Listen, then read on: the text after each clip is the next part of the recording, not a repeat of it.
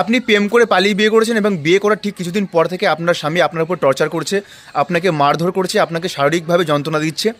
তো এইরকম অবস্থায় আপনি কী করতে পারেন? আর ঠিক আপনি আপনার বাপের বাড়ি তো বলতে পারবেন না, যেহেতু আপনি প্রেম করে পালিয়ে বিয়ে করেছেন আর আপনার বাপের বাড়ির লোক বলছে যে তোর সাথে আমার কোনো সম্পর্ক নেই। আর আপনি শ্বশুরবাড়ি তো বলতে পারছেন না, ভয় যদি আবার মারধর করে। আর এই অবস্থায় আপনি পুরোপুরি একা। তো আপনি কি পদক্ষেপ নিতে পারেন যে একদম ভয় পাওয়ার কোনো কারণে? আজকে এই ভিডিওর মাধ্যমে বলবো যে আপনি কী কী করতে পারেন। দেখুন, সবার প্রথমে আপনাকে এটা নির্ধারণ করতে হবে সে কীভাবে আপনার উপর টর্চার করছে। যেমন ধরুন যে ফিজিক্যাল অ্যাবিউস, মানে আপনাকে মারধর করছে, ঘুষি মারছে বা যাই হোক।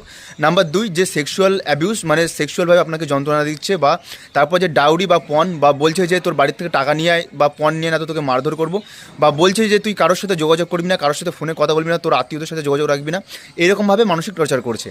তো সবার প্রথমে এখানে আপনাকে লক্ষ্য রাখতে হবে সে যে আপনাকে টর্চার করছে তার কিছু কিছু এভিডেন্স আপনাকে জোগাড় করতে হবে। যেমন ধরুন ফটো, ভিডিও বা যে কোনো হোয়াটসঅ্যাপ মেসেজ, যে এগুলো প্রমাণ হিসাবে।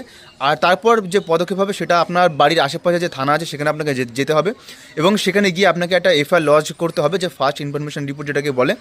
এবং খেয়াল রাখতে হবে যে বিভিন্ন সেকশনগুলো আপনাকে লাগাতে হবে। যেমন ধরুন 498A cruelty by husband and তার রিলেটিভ, মানে যেমন ধরুন আপনার হাজব্যান্ড এবং তার লোকেরা আপনার উপর টর্চার করছে। তারপর হচ্ছে যে 323 যে ভলেন্টারিলি কজিং হার্ট, যে আপনাকে স্বেচ্ছায় আপনাকে আঘাত করছে। তারপর 506 সেকশন আইপিসি, যে মানে ক্রিমিনাল ইন্টিমিডেশন, আপনাকে ধুমকি দিচ্ছে তোকে মেরে ফেলবো, তুই এক্ষুনি বেরিয়ে যা না তো তোকে ছাড়বো না, এইগুলো। তারপর ডোমেস্টিক ভায়োলেন্সের কেস। আপনি এই কমপ্লেনগুলো মানে এই সেকশনগুলোর উপরে আপনি কিন্তু ধারা লাগাতে পারেন। আর আপনার ভয় পাওয়ার কোনো কারণ নেই। যদি আপনার স্বামী আপনার উপরে এরকম টর্চার করে থাকে আপনি সরাসরি থানায় চলে যেতে পারেন, এর জন্য কারোর দরকার হয় না। আপনি যদি 18 বছরের উপরে হন তাহলে আপনি স্বাধীনভাবে বা ভলেন্টারিলিভাবে আপনি এগুলো করতে পারেন।